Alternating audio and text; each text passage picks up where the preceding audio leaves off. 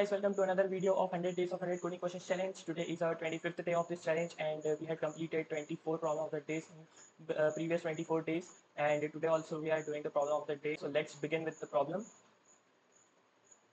So we had given problem number 2285, maximum total importance of roads. Graph का question है ये, medium level का question दिया हुआ है हमको, एंड इसके अंदर हमको जो टॉपिक्स दिए हैं वो ग्रीडी, ग्राफ, सॉर्टिंग, हीप दिया हुआ है. तो हमको इसके अंदर क्या क्वेश्चन में करना है मैं आपको बता देता हूँ कि हमको एन सिटीज़ दी हुई है.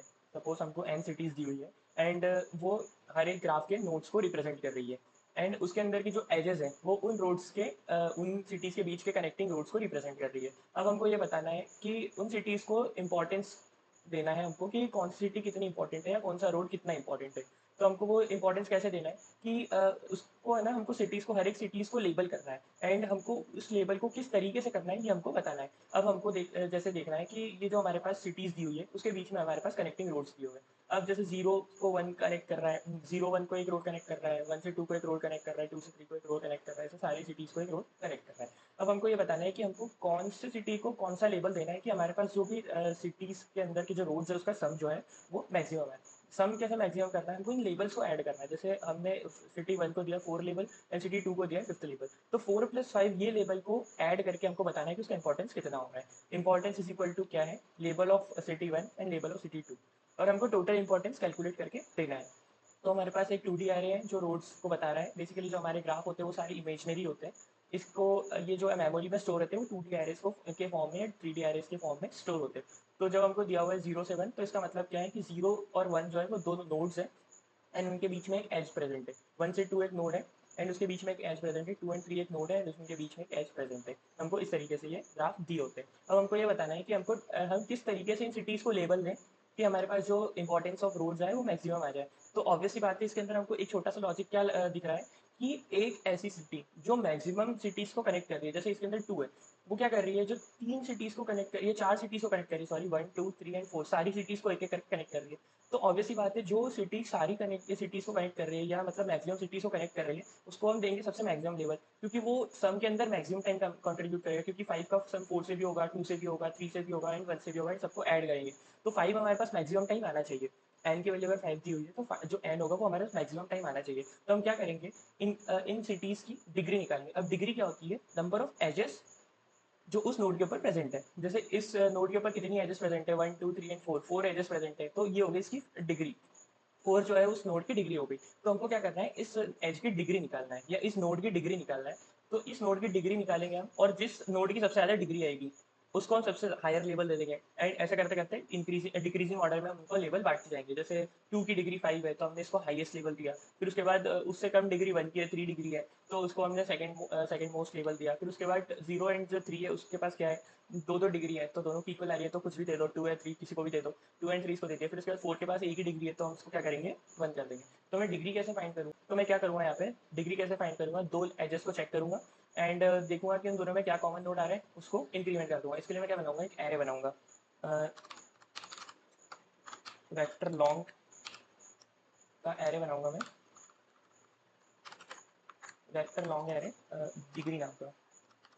एंड उसका साइज कितना होगा, एन होगा, एंड सारे जो भी इंडेक्सेस होंगे उसके मैं पर 0 स्टोर कर दूंगा. अब मैं क्या करूँगा, ये एन साइज का एरे बन गया, मतलब मेरे पास एन सिटीज़ आ गई, 0 से लेके 4 तक की सिटीज़ आ गई. ये एरेज की इंडेक्सेस डिनोट कर रहे हैं. अब मैं क्या करूँगा, इसके अंदर जैसे मेरे पास 0 एंड 1 है, तो पहले मैं 0 पे जाके इंक्रीमेंट कर दूंगा एंड 1 पे जाके इंक्रीमेंट करूँगा, क्योंकि इन दोनों के बीच में एक एज है, तो 0 पे भी एक एज होगी, 1 पे भी एक एज होगी, क्योंकि अनडायरेक्टेड ग्राफ है, 0 और 1 पे इक्वल एज होगी. फिर क्या होगा, 1 एंड 2 होगी, तो मैं पहले क्या करूँगा, 1 पे जाके इंक्रीमेंट करूँगा, फिर 2 पे जाके इंक्रीमेंट करूँगा. क्यों, क्योंकि 1 पे भी एक एज हो गई, 2 पे भी एक एज हो गई. ऐसे करके मेरे पास 0 पे 1 एज हो गई, जो 1 है उसके ऊपर 2 एजेस हो गई, एंड 2 पे 1 एज है फिलहाल. फिर क्या है, 2 एंड 3 है, तो 2 एंड 3 पे मैं 2 पे इंक्रीमेंट करूँगा, 3 पे इंक्रीमेंट करूँगा. तो मैं इसको कैसे करूँगा कि एक मैं लगाऊंगा फॉर ईच लूप, और वेक्टर बनाऊंगा मैं यहाँ पे, वेक्टर इन एज, एंड उसके अंदर वो किस चीज़ को ट्रैवर्स कर रहा होगा, रोड्स को ट्रैवर्स करेगा. एंड क्या करूँगा मैं, डिग्री का जो एज ऑफ 0 है उसको जाके इंक्रीमेंट कर दो, एंड सेम चीज़ एज ऑफ 1 के साथ भी कर दो. तो इसके अंदर डिग्री में अल्टीमेटली क्या आएगा, ये पूरा एरे आएगा, 2D एरे, एंड उसके अंदर डिग्री के कौन से इंडेक्स से जाके इंक्रीमेंट करना है वो हमको एज वाला जो एरे वो बताएगा। एज ऑफ जीरो मतलब पहले फर्स्ट टाइम हमारे पास एज में ये आएगा, फिर सेकंड टाइम एज में ये आएगा, फिर थर्ड टाइम एज में ये आएगा। तो एज ऑफ जीरो मतलब जीरो पे जाके इंक्रीमेंट करो, एंड एज ऑफ वन मतलब वन पे जाके इंक्रीमेंट करो। सेम इसके अंदर क्या होगा, एज ऑफ जीरो मतलब वन पे जाके इंक्रीमेंट करो, एंड एज ऑफ वन मतलब टू पे जाके इंक्रीमेंट करो। इसके अंदर क्या होगा, एज ऑफ जीरो मतलब टू पे जाके इंक्रीमेंट करो, एंड एज ऑफ वन मतलब थ्री पे जाके इंक्रीमेंट करो। अब इससे हमारे पास क्या आएगा, एक डिग्री का एरे बन जाएगा। अब मैं क्या करूँगा, मुझे सॉर्ट करना है इसको, डिसेंडिंग ऑर्डर में सॉर्ट करूँ, असेंडिंग ऑर्डर में सॉर्ट करूँ, वो आप पे डिपेंड करता है। मैं इंक्रीजिंग ऑर्डर में सॉर्ट कर लेता हूँ। तो सॉर्ट करने से क्या होगा, वो नोड मेरे पास सबसे पहले आ जाएगा जिसकी डिग्री सबसे कम है। तो मैं क्या करूँगा, सॉर्ट करूँगा, sort degree dot begin comma degree dot and, and इससे मेरे पास क्या आएगा, वो नोड सबसे पहले आ जाएगा जिसकी डिग्री सबसे कम है, वो नोड सबसे एक्टिव चले आएगा जिसकी डिग्री सबसे ज़्यादा है। अब सॉर्ट करने के बाद मैं क्या करूँगा, आंसर के लिए एक वेरिएबल बनाऊंगा आंसर, जिसकी वैल्यू मैं सबसे पहले रखूँगा जीरो, एंड सेकंड लेवल में क्या बनाऊँगा, लेबल, सेकंड में लेबल बनाऊंगा जिसका वैल्यू होगा वन, क्योंकि मुझे ये वो लेबल वाला ए वेरिएबल है, या ये वो वेरिएबल है जो कि लेबल्स को डिनोट करता है, वन टू थ्री फोर। अब मुझे क्या करना है, लेबल्स को तो इंक्रीमेंट करना ही पड़ेगा हर एक बार, क्योंकि पहला लेवल वन होगा, सेकंड लेवल टू होगा, ऑब्वियसली बात है ये कॉन्जिक्यूटिव रहेंगे। एंड आंसर में वो स्टोर करूँगा कि मेरे पास मैक्सिमम इंपॉर्टेंस कितनी आ रही है। तो आंसर की जगह मैं रीडेबिलिटी बढ़ाने के लिए मैक्सिमम इंपॉर्टेंस कर देता हूँ। अब मैं क्या करूँगा, मैक्सिमम इंपॉर्टेंस के अंदर क्या इंक्रीमेंट करूँगा, मैक्सिमम इंपॉर्टेंस की इंक्रीमेंट क्या करूँगा इसके अंदर, सबसे पहले तो लेबल कि कौन सा लेबल दिया मैंने सिटी को, मल्टीप्लाई बाय उसकी डिग्री कितनी है, डिग्री ऑफ फाइव। अब मैंने ऐसा क्यों लिखा, क्योंकि मेरे पास जो फोर है उसकी डिग्री वन है, तो लेबल इंटू डिग्री कर दूंगा मैं, तो कितना आ जाएगा, आंसर वन आ जाएगा। अब फाइव की डिग्री कितनी है, one two three and four, four degree है, तो मतलब फाइव आंसर में जो है फोर बाय कॉन्ट्रीब्यूट करेगा, तो फाइव इंटू फोर तो 20 हो जाएगा, तो 20 प्लस वन कितना हो जाएगा, 21 हो जाएगा।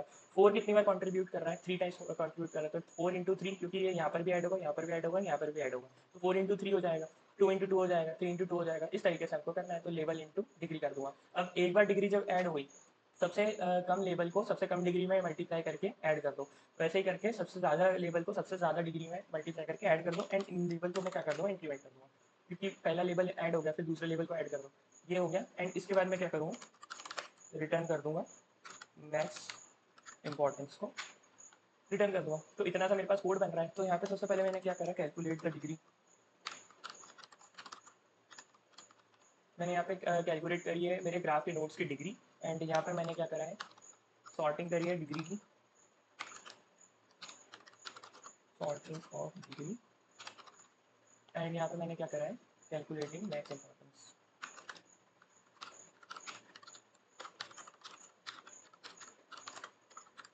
Maximum importance.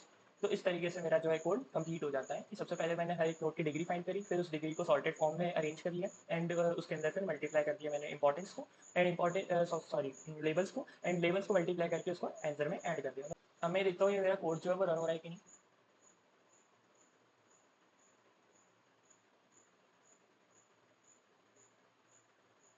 तो सॉरी मैंने यहाँ फॉर लूप ही नहीं लगाया है, आई इक्वल टू जीरो से I is less than I, and I plus plus, and अब ये मेरा जो कोड है वो रन हो जाएगा। तो ये मेरा जो कोड है वो रन हो जाए, एंड मैं देखता हूँ कि ये सारे टेस्ट केसेस को पास कर पाता है नहीं कर पाता है।